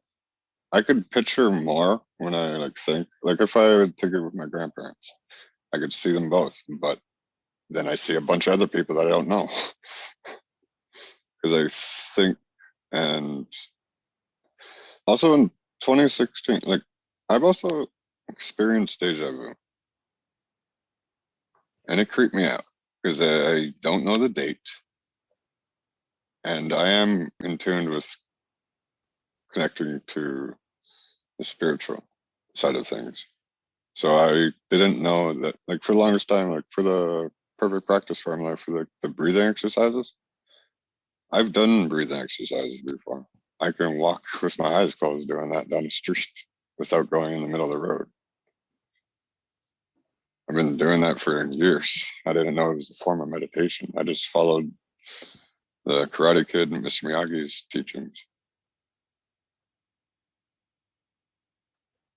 Like it's better, the war is better won without fighting. If you could work things out by talking, it's better than fighting. No violence. Or take it to the dance floor. Battle. See who gets smoked first. Yes, indeed. Good stuff. Thank What you. are your Kyle. thoughts on? Yes, indeed. So breaking is the way to avoid the physical contact, and it's a beautiful art form that can turn the negative to a better. Yeah, so I guess let's cut to a break and come back in 30 minutes. Does that sound good, Focus? That sounds excellent. Yep. So let's catch a small beat over here. I'm gonna turn on some beats, and we'll be back here in a half an hour for the next part, which is the student-teacher simulation. All right, I'll keep the call going so you can stay over here, and so you don't have to leave. I don't have to get you back, but we'll be back in about a half an hour for the next part. Thank you, everybody, for sharing. Peace. Thank you. If you have any questions, write them down in the chat. We'll get back to them, but otherwise we'll see you back here 30 minutes. Like Focus said, you don't need to leave the chat. You can just, mute yourself, turn off the video, 30 minutes, pop back on, grab a snack, go to the bathroom, all that. We'll be moving on to part 2, get a little more feedback from the rest of you, talk about moves, how to teach them to different students, and can't wait to see you.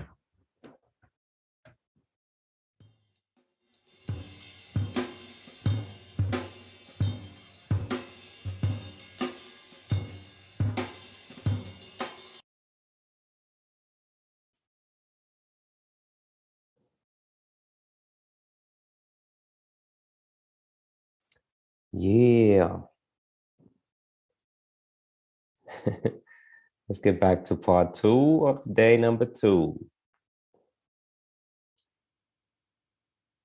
They don't care how much you know until they know how much you care. Inspiring. I was feeling that one too, but it came so quick, so I didn't get to write it down. So I'm glad Julian did it for me. Keto, also the past, present, future concepts. I like that. Can you also iterate how was it? Also, that was really quick. I remember freestyle was in the present. Your practice was in the future, right? And your battle is in the past. Do I remember it right? Please write it down if you remember it better than I do.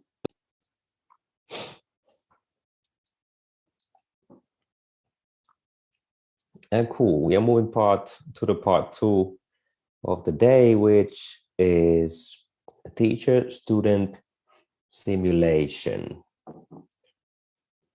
Zach is coming on board too.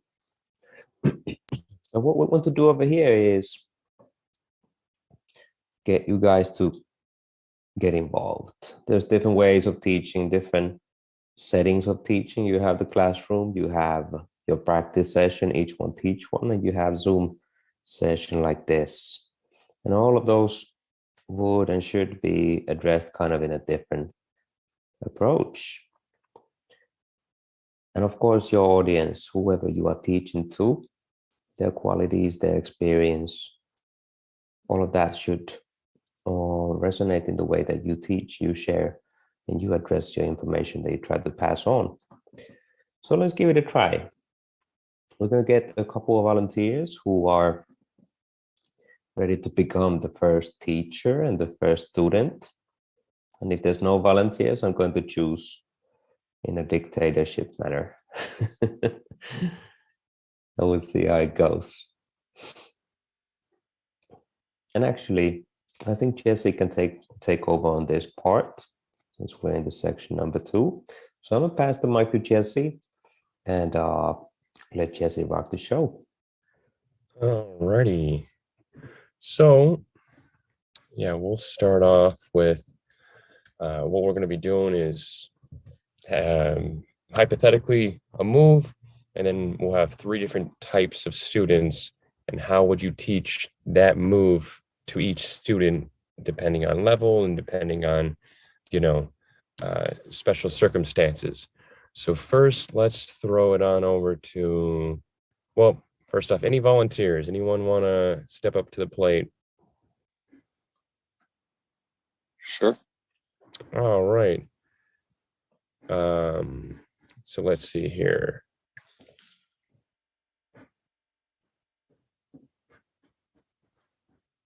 So first thing is going to be, so we've got a 6-step, and how would you teach it to an intermediate person? So, I mean, pretty straightforward.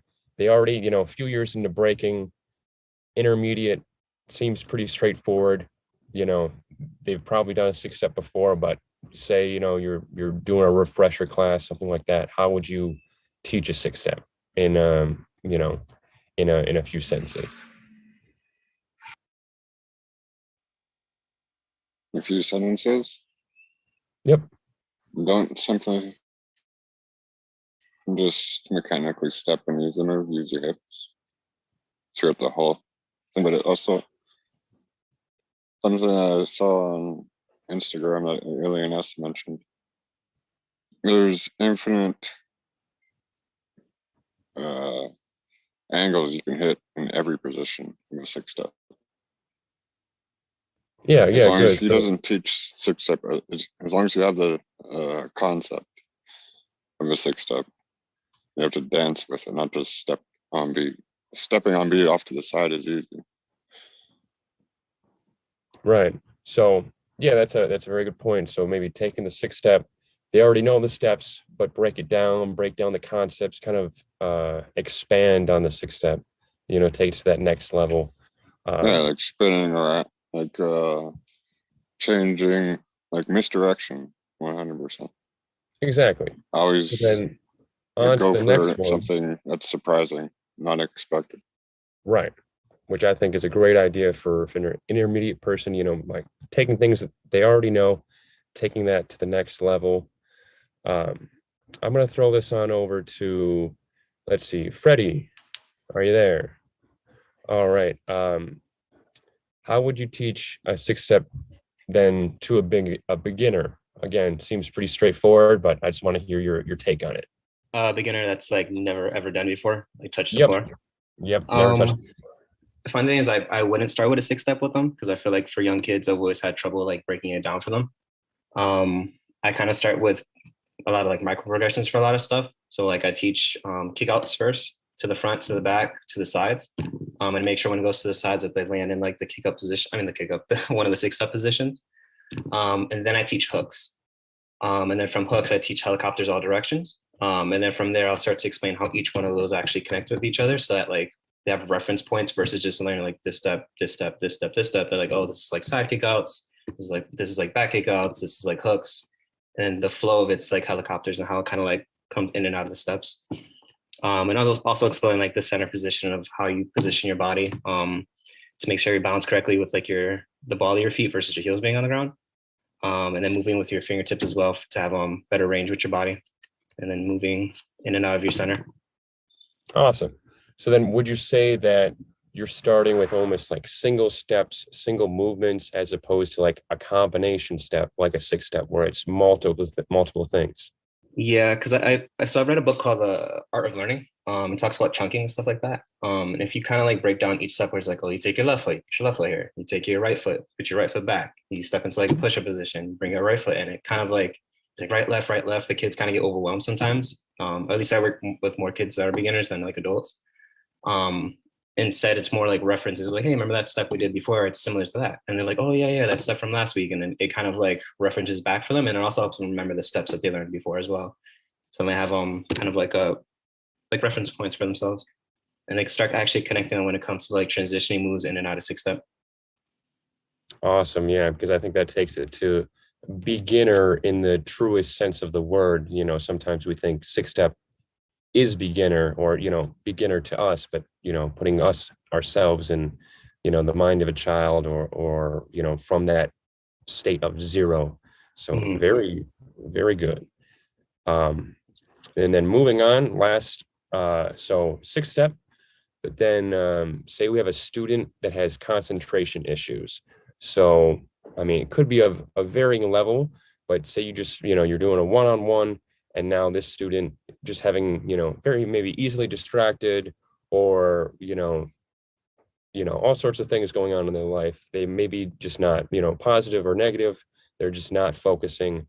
Then what is your strategy? So let's throw this one on over to, let's see here. Marcus, are you there? Sure, I'm here. Good question. First of all, hello everybody. I would try to play with it more. So it's not only a step, but that you have that he combines it with like different feelings or different other steps, that it's a combination. So he can play with it, but always comes back to the step. So he has the 6-step as a foundation, but plays with it and then comes back to the step.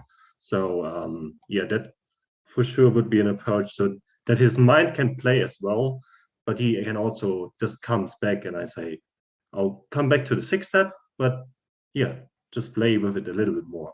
Yeah, that would be one take just for now. Yeah.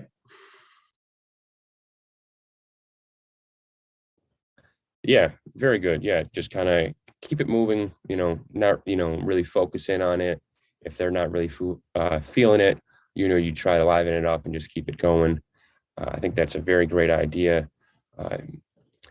Let's see here. Aldiet, I don't know how, hopefully I'm saying that right. Are you there?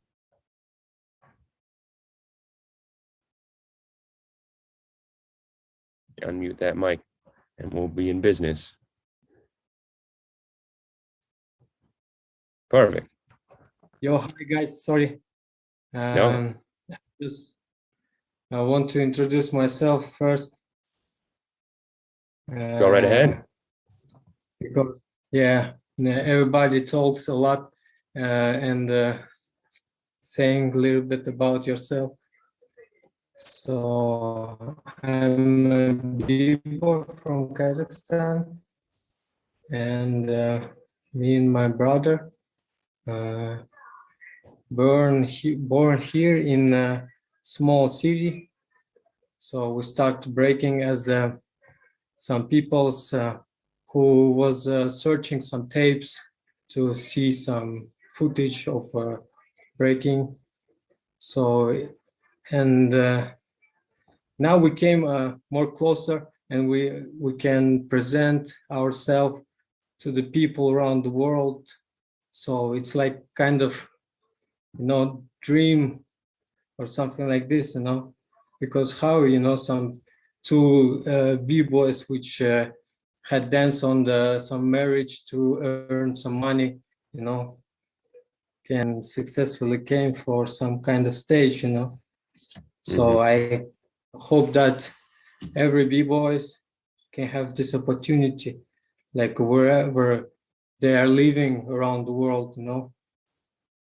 So the thanks for the God we have internet and we can connect with each other, you know, this kind of now like back in the day I guess people was thinking like this, you know, to hierarchy, to you know, vertical. So now we came to horizontal because we have internet and we can, you know, like represent ourselves to the world and communicate. So we can we should like take this opportunity and be more, you know, productive and develop ourselves to leave something in this community and like inspire many people to contain this, you know. And I'm really excited to learn about teaching. Absolutely. Yeah, the internet has definitely leveled the playing field. So now, I mean, it's anyone's everyone has a chance, and you never know what could be coming out next. Yeah, that's what I'm saying. Awesome. And yeah, so me and my brother actually own some company called Stepix, and like we're trying to find the new ways for teaching, because many conceptions of teaching, you know, around the world. So I think now it's which is most affordable, you know, and you know, kind of everybody says playground or some stuff like this. So yeah, everybody are trying to find some, you know, how can I say this? I forget this word, istina in Russian, to teach, because there is one peoples who just know kids, but very on high level. And there is some top dancers, like professional dance. And in the middle, there is a huge class, you know, of people who wants to be shine, you know, and show. So that's what, you know, for me, interesting more to work with people who wants to like try to be better as me, you know, like I'm trying to test all teaching concepts in my life, you know, like, but people's are different. So truth, yes, people are different. And as I forgot her name, Nell. So she told like there's 3-dimension visual, sensual, and you know, like audio, you know. Nefeli. So sure. yeah, we try and test this everything, and trying to be a teacher and not to be a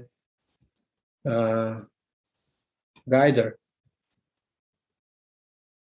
Dope. Can't wait to see where that goes. Spasiba. And then, yeah.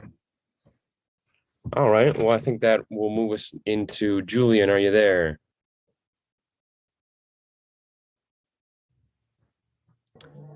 Yes. I just want to ask you quickly, as an alum, kind of going back to the same question. So say you have a student with concentration issues, but not for the 6th step. Say we're talking about something maybe more complicated. You know, maybe they're intermediate, but they're not concentrating. How would you approach something like the windmill with a student that, you know, maybe is just high energy, you know, or even kids, you know, that you've been teaching for quite some time, and you know, you're trying to move on to that next big move. You know, they've got the basics down, but they're just not someone that can zero in on, you know, something like the windmill.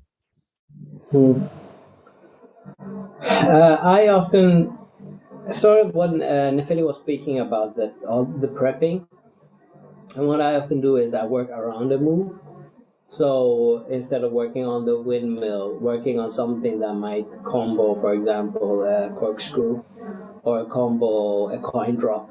So you're sort of getting into like the minor parts of it, especially like sort of make it into a game. That can you, from a 6-step, do a coin drop from every step, for example, and then already there you're working on that twist that will get you into the windmill.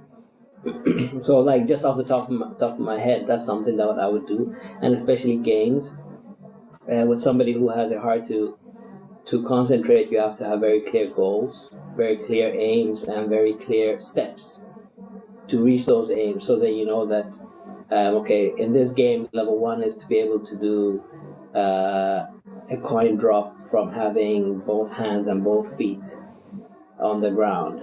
So then that's level 1, you beat that level.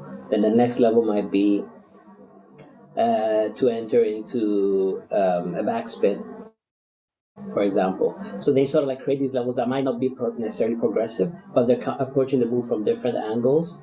And then approaching the end is trying the actual windmill, or maybe like doing one windmill or something like that.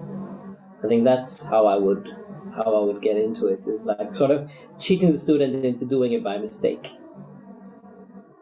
Yeah, breaking it down and almost like teaching it.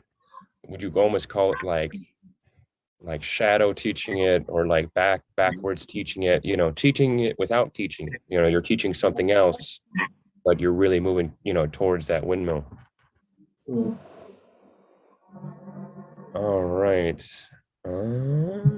Let's see here.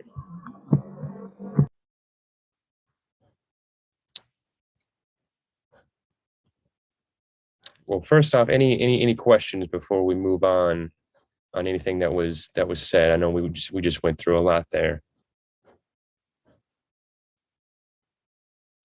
All right. Let's see here. Focus, do you have any feedback or any ideas, any Great insights, and I love the way that people work towards like the preparation and preparing exercises towards the moves, especially when you get for harder combos, harder movements, then I guess it's necessary, but at the same time, not always that easy, and finding that balance between doing something for as a trick, like I want to have this preparation over here just so it looks fancy and everybody feels good about it, and comparing to finding things that really help you get there and actually work. That balance is also hard balance to find. So how can we find the tools that are the most effective ones and eliminate all the distraction in between? That's an ever-growing challenge, I believe. So I would love to hear a couple more of these. I think everybody brings in great input and insights. So let's keep it going. All right. Well, then let's. Can I say something? Go right ahead. Okay. Hi, my name is Big Girl Melissa. I want to say about kids who's like very active on a practice and interrupt. Usually what I do, I just let them teach others. And I want everyone to be involved. And if I see if kids like really active, I just give him a little task and he's like helping and teach others kids. Or like is other way, like for example, a kid don't want to do anything, I give him the same task. That I was like, oh, can you do this move? And he's showing me, he's like interested. And then I was like, can you teach this kid? And they like teaches each other. And it's really helping to everyone to be involved during the practice. That's it. That's a great exercise too. And I do it always pretty much at the end of the season, where I dedicate a full class for everybody to teach.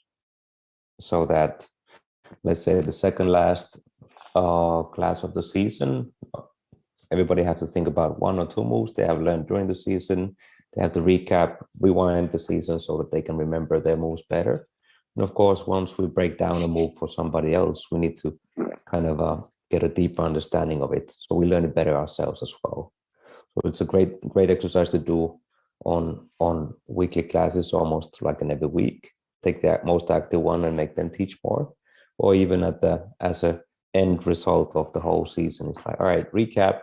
Everybody's going to teach today, and it gives the teacher a little bit of time to chill, and at the same time, the students gain more from it because they have to break down moves that maybe they have never done before. And also in the end of the season, I have like a game we always playing. I write down moves we learned like on a paper, and everyone like take a moves, and every time they take a move, they show me this move, and then when they have like 3, 5 moves, like 7, it depends how many moves we learned, and they do like a combo with these moves, and then we have a battle, and they need to show these moves with like combos they created, but just from moves they have like on a paper. And then like in the end and also when we take a move and then they have to show, they have like 30 seconds to show the move. If they didn't show, they don't have a point. Like I give like them points, and they love it. Like they love these games, and they're like, and then this is how they can, all of them, remember all the moves, because like kids love to play, and I'm just play with them. It's like really great exercise to remember.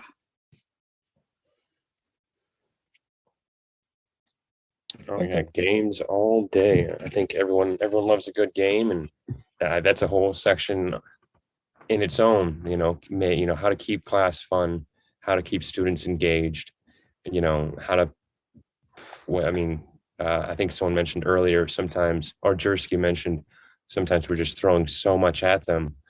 And we've been at this for years, but it's so new that to get everything to stick, we have to get creative sometimes.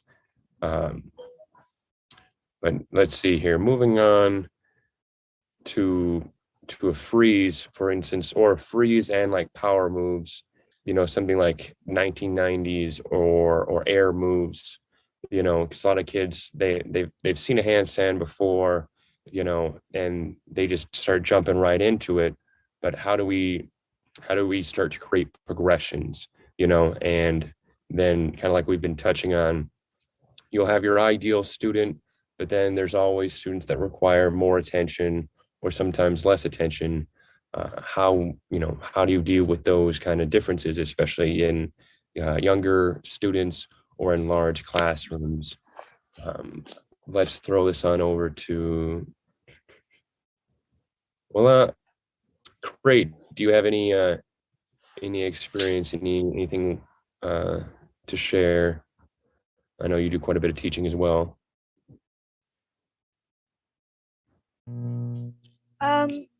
Well, for me, like for windmill, I think like it's very important to like know the technique, the process. Like for me, learning windmill, I actually asked a lot of b-boys, and they all have different techniques. And as a learner, you need to know which one would really be understood by your body, because the technique doesn't work for every person. Like you as a learner need to know which technique will your body adapt, and it's only the student who will find out what works for him or for her. So sometimes, like if you have a student, you need to not like push the student to absorb the technique, but to be open to also figure out on his or her own practice the technique by himself or herself. Because at the end of the day, like for me as a female, sometimes what a b-boy teach me is not how actually I learn it, because I have a different body from a male. So I guess like being open to that is also going to help your student to develop their also their thinking process, that you're just giving them the tools and then they discover how to actually learn the windmill, but you're just guiding them towards that journey. So for me, that's my own take on this. Awesome. So yeah, I guess communication, open-mindedness to, you know, approaching moves from multiple different angles, because yeah, body type and I mean, is everything, because, you know, I mean, not even, you know, students of the same age, you know, you different heights, different sizes, you know, different experience levels, different fitness and activity levels. Awesome. Let's see here. Focus, should we, oh, Wilfredo, is that a hand going up? Or was that an accident? I was volunteering as tribute to kind of put in 2 cents for like freezes and power moves. Oh, feel free. Feel free. Yeah, if you don't mind. So for power moves, I don't even get into them until like they worked on freezes for a while. So I'll actually start with like teaching them how to do elbow freezes on both sides, double elbows, headstands, and handstands. And then I give them goals of like at least holding each one for 10 seconds before you even start touching anything with power moves, just so they understand like framework of body position and like how to push up with your arm and stuff like that. And we discuss different legs. So we discuss like the sit position, and we discuss the drill with the legs, and we also discuss like open legs for like momentum. And then I also tell the students that like each freeze in itself is like a picture. And then like if you were to put all these pictures together, they would represent kind of like a flip book. So it's kind of like when like you have different frames and you start putting emotion, it starts to move around. So the freezes would be like pictures in itself. So I have like a metaphor, and then actually putting them in motion with each other. Like if you were to look at like a halo from like stab up to like the side and up to almost like a headstand or a halo freeze to the other side, I'll do that as an example of like, hey, this is a picture, this picture, this picture, this picture. And then you put momentum with it, which is how we talked about with the legs and doing like the freezes. Or like if we have talked about backspins, but like that's another reference. You put that all together, and now this is your whole picture book, your flip book going through it. So it kind of helps them like digest it, put it all together, and like kind of gives them a goal too. It's like, all right, if I work on this freeze, that will help me get this. If I work on this freeze, help me get this. And then it kind of sets them up with little goals to help them like build a bigger goal of getting the actual move they want. And then help them find like if they want a windmill or something like that, I'll teach them each kind of picture for each one, and then like work on it from there. That's the gist of it. Yeah, and kind of just to throw something back at you. So I mean, we always, you know, we have our lesson plans and our game plans of how things go, but then students have their own journey. If you have a student that's getting frustrated, or you know, maybe wants to give up or move on, or how do you deal with like a student's frustration or a student's struggle, you know, for example, with, you know, those moves that you're teaching? It's definitely a tough question. So it kind of like references back to like me talking about like the timestamps for them.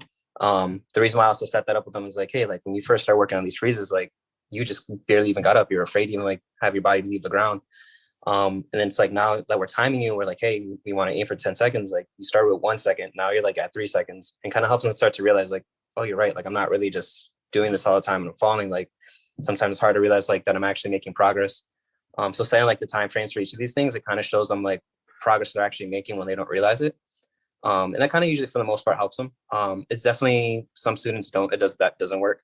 So it's kind of like just reassuring them, even referencing myself where it's like, hey, like, you know, I had these same struggles. I have videos of me, like when I messed up, like some of my first battles and I was doing bad, and like, it helps them too. It's like, oh, you know, I'm not alone. Like so my teacher has gone through this too. They struggled as well. Like they're not this like perfect person that just has these moves from like forever when they're born or something like that.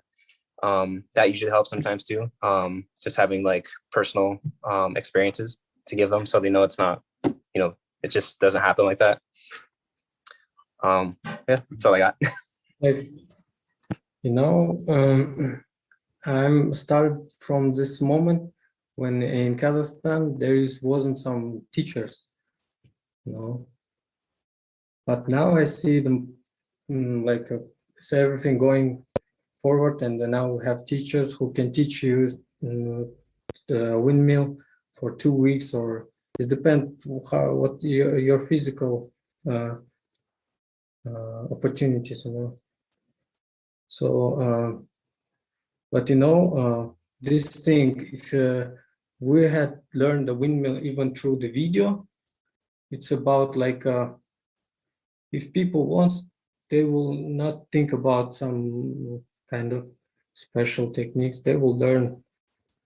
So the moment is like how you inspire from the first moment, with showing the windmill, So if people, the thing is like we should think about how it can be safe. And yeah, and as those guys said, like pictures, yes, it's like a freeze and plus move. So it's everything like, yeah, if I will teach, I will start from the top rock and footwork, then I will teach freezes and try to add to them like move, So especially if he should know the back rocks, if he will know well back rock and tattoo freeze, he can do it windmill, So, but it's about how we can help to them to reach faster. That's why we have teachers now. Like back in the day, in my time, there wasn't some teachers. We just saw once how to do windmill, and we like tried to copy. So it's about passion. Interesting. Yeah. I will still bring in one aspect to this one, maybe, which would be, let's say, teaching on Zoom. In a Zoom call over here, and often, at least I have found myself in a situation for the past couple of years where I'm on a Zoom call and there's a person who wants to learn. So let's say if we take a windmill, for example, how would you break down, how would you teach somebody's progress of the windmill? On a Zoom call, for example, I'm going to pass this one to Jonathan. Pew! How would you address a situation where you're in a Zoom call, there's a person who's been breaking for, let's say, 2 years, he wants to get his windmill better, and he's paying you in order to coach his windmill? How would you approach it? Okay, so this person has been training, and it's a Zoom, and it's one-on-one. So the first thing I would do is, first of all, have him, maybe even before the Zoom, have him send over, if he has any footage or even photographs of how this person practices the windmill. And then try to analyze like what this person is doing and what this person could be doing better, to try to give some advice on it. And then once I realized what this person could be improving, then try to think about some kind of progression, like everyone keeps talking about the progression, what kind of exercises somebody could do to improve that specific thing that they need to improve upon. And if it's, it happened to me like, wow, 2019, that was like 3 years ago already. Time flies, huh? It happened to me that I had not really a student, but someone that would like to come and practice with us. And she really wanted to windmill, but she couldn't windmill. And she'd been trying to windmill, but not really getting it. But so I tried to give her, like some people said, like, okay, how about the reverse wipes? And how about try a coin drop? And how about try from a headstand to suicide? And like all kinds of things. Not the windmill, but that shoulder roll. It's kind of like a reverse windmill, really, like, because like it uses a lot of it helps you to learn how to control some momentum with your legs and with your body position, but your feet can tap the ground and other stuff. Also, well, improving the backspin, learning how to roll up to a freeze, and then starting a backspin, but rolling it up into a freeze and then back down into your next backspin, and trying to bring different approaches. Like if some people catch it from, try to do one coin drop, like one suicide, and then when you're already on your back, kick to a second one, and then when you're already on your back, kick it again, and then maybe for some people learn to keep kicking again and again until they get it. Or for some people, they do it from the stab, right? So learn to kind of roll up to a stab, and then get back to, and then roll down and do it again. And so whatever people need to try and get it better. For some people, it's even a matter of roll up to a headstand and then get down to your back and back up to the headstand, like go all the way up, which is higher than you need to go, right? But if they get good at going from head down and back up to head, then when they do the real windmill, it's so much easier because they can do something harder. Interesting. Yes. And those small combos are really what add up and take their skills to another level. So great stuff. All right. I guess that's pretty much what we had with the simulation part over here. Thank you everybody for chipping in. Great insights and great additional support that we can all add into the way that we teach. We are moving forward for the weekend. Our camp continues on Monday. That means that we're going to keep you busy during the weekend too. Let me open up something over here. We got some homework for y'all. Bam. So day 2, homework. We got Saturday and Sunday in between. Monday we continue again with the speeches, which is going to be 11 o'clock again, same time, New York time. Finland time 6 p.m. on Monday for our last and final day of the camp. So during the weekend, we'd love to get people to check out some entertainment/educational material. I'm always speaking about the top 6 hip hop movies when I teach.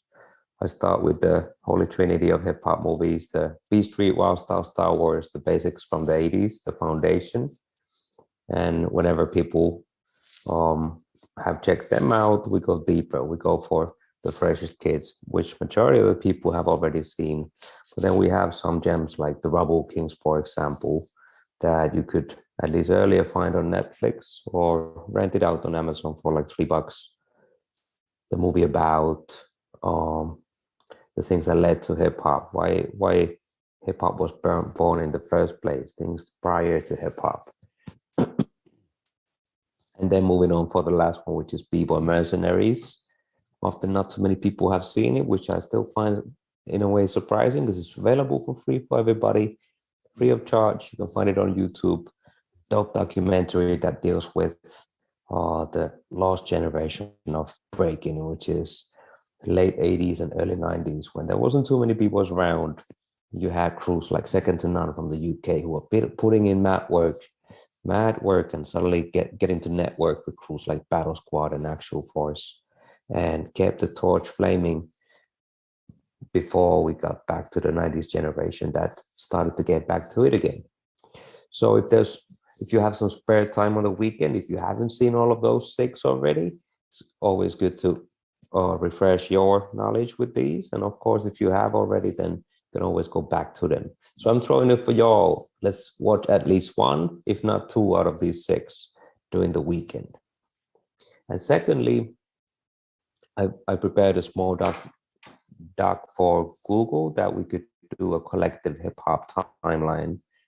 I'm going to look up for the link, uno momento.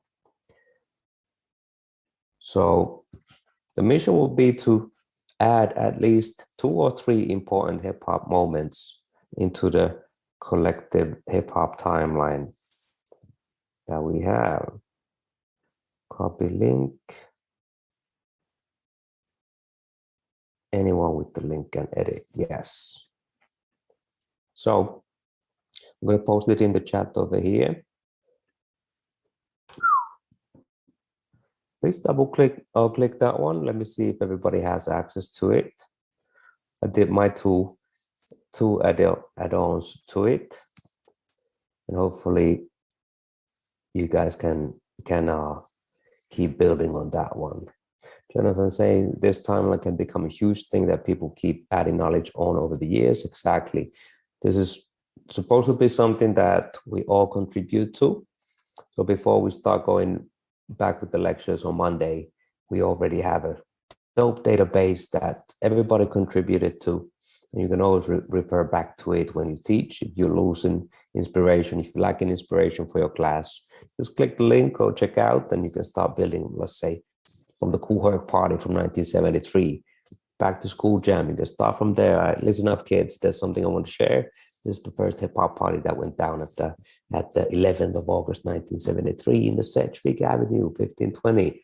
So there's always some inspiration that you can add on to your class. All right.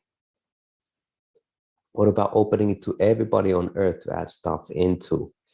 Interesting. That's a good idea. I guess there's a challenge of keeping it legit. If there's too many people editing it, then it's a lot of admin work to keep it fact checked. So I would say let's keep it within this group. We have 100+ people who signed up for the camp, so it's already a pretty decent number of people editing it. Let's send it out to everybody else over here too. So we're gonna post it for you at the, I guess there's a group on Instagram as well with everybody on the camp. So we can post a link over there too. Keep putting in work during the weekend. So there's going to be a couple of extra facts that you maybe can be inspired by once we move on for next week. And if you teach, you're already going back to your classes next week. All right. Day 3 on Monday, we have our final speech that goes down on Monday at 11 o'clock EST, New York time. Is how to make a career with teaching. So over the weekend, I'll be diving back to my slides and hopefully prepare something ill for y'all to give you some tools to work on your career, to make it, turn your teaching into career, if that's something that you want to pursue. And on Monday, we open up the International Teacher Education course. That's going to be open for 1 week, the enrollment. And like we spoke yesterday, it's a 6-month course that gives you a certificate at the end of it. So it will be amazing to see more people take their teaching to another level together with the group of worldwide teachers. And one thing I wanted to mention was that if you believe in us and believe in what we do, there's a possibility of, if you promote the course, to become an affiliate and actually make some income while at it. So if you manage to make get some people who can want to be part of the course as an affiliate, you are equal to getting a share of the revenue that you create. So with that being said, if you want to become affiliate, if you want to promote the course for us, hit us up at Bigger Create on Instagram, and she can tell you more as soon as she sees the message. But that's pretty much it, y'all. I'm going to see everybody on Monday. I'm going to jump into my slides. I want to thank everybody who took part today. Much respect. Kiitos, as we say in Finnish. And keep contributing to the document so we can get an ill hip-hop timeline that you can always go back to whenever you teach. Awesome. Thanks, everybody. Have a beautiful weekend. Stay in touch over the weekend, and we'll see you again on Monday. Peace, peace, peace.